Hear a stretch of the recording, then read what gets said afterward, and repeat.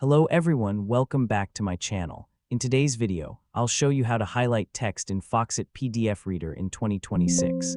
First, open Foxit PDF Reader on your computer. Then open the PDF file that contains the text you want to highlight. After the PDF opens, go to the Home tab at the top of the window. In the toolbar, click the Highlight tool. Now move your cursor over the text you want to highlight. Click and drag across the text, then release the mouse button.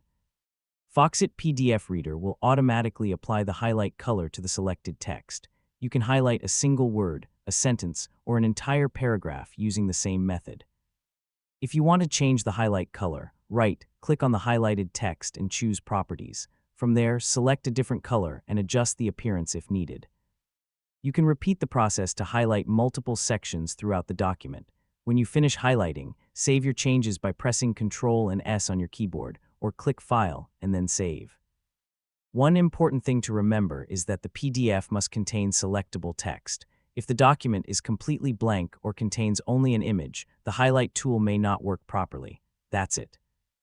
You have successfully highlighted text in Foxit PDF Reader in 2026.